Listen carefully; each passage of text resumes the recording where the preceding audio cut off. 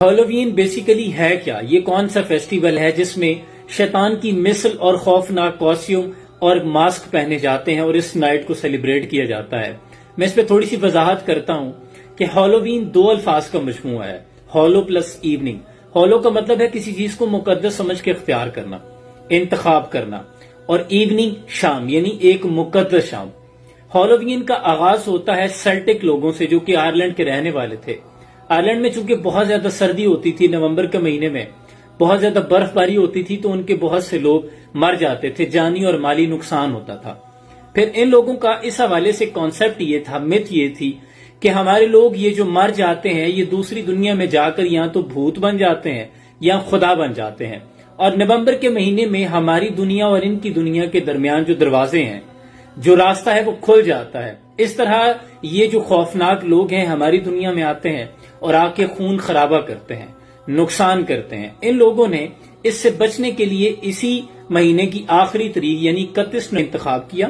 اس روز یہ تمام لوگ آگ جلاتے اور اس کے ارد گرد جمع ہو جاتے۔ اسی طرح کے شیطانی دکھنے والے ایسے کاسٹیوم، ایسے نظر آنے والے ماسک جو انتہائی خوفناک، وہ پہن کر یہ لوگ آگ کے ارد گرد سیلیبریٹ کرتے، یعنی وہ بدروحیں آئیں، وہ شیاطین آئیں تو ہمیں یا تو اپنے جیسا سمجھ لیں یا ہم سے ڈر کر ہمیں نقصان نہ پہنچائیں۔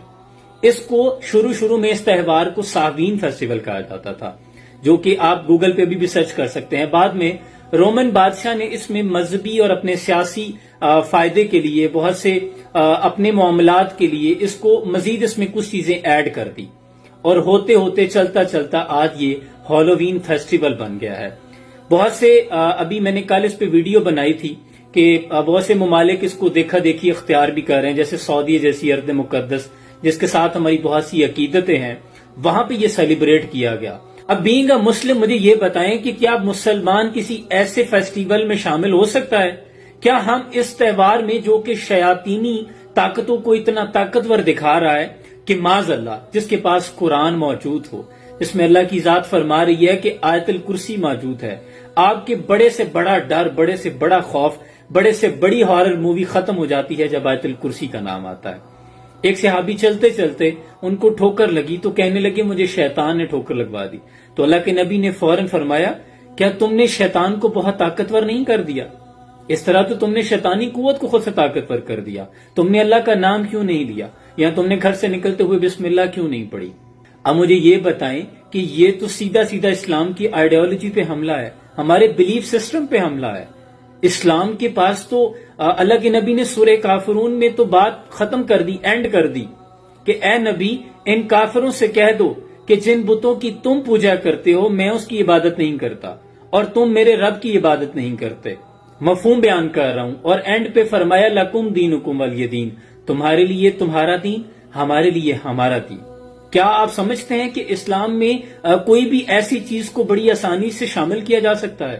نعوذ باللہ، ایسا ہرگز نہیں ہے۔ خدا کے لیے اور مسلمان کے ذمہ ہے امر بالمعروف و نہی عن المنکر، کہ ہم نیکی کریں اور برائی سے روکیں بھی۔ پوری امت مسلمہ ایک جسم کی مانند ہے۔ اللہ کے نبی نے فرمایا کہ اس کے کسی بھی حصے پہ درد ہوگی تو پورا جسم اس حصے کی درد کو محسوس کرے۔ پھر اس کو مثال دیتے ہوئے یوں فرمایا کہ اگر ایک کشتی پہ نیچے کچھ لوگ سوار ہیں اور کچھ اوپر، نیچے والے اگر سوراخ کر دیں اور کچھ پانی لینا چاہیں تو کیا آپ سمجھتے ہیں کہ اوپر والے لوگ بچ جائیں گے؟ ایسا نہیں ہوگا۔ ہمارے ذمہ ہے کہ اگر کوئی غلطی دیکھیں تو اس کو پوائنٹ آؤٹ کریں، اگر کوئی برائی دیکھیں تو اسے ہاتھ سے روکیں، ہاتھ سے نہیں روک سکتے تو زبان سے روکیں، اور زبان سے نہیں روک سکتے تو دل میں برا سمجھیں، اور یہ ایمان کا کمزور ترین درجہ ہے۔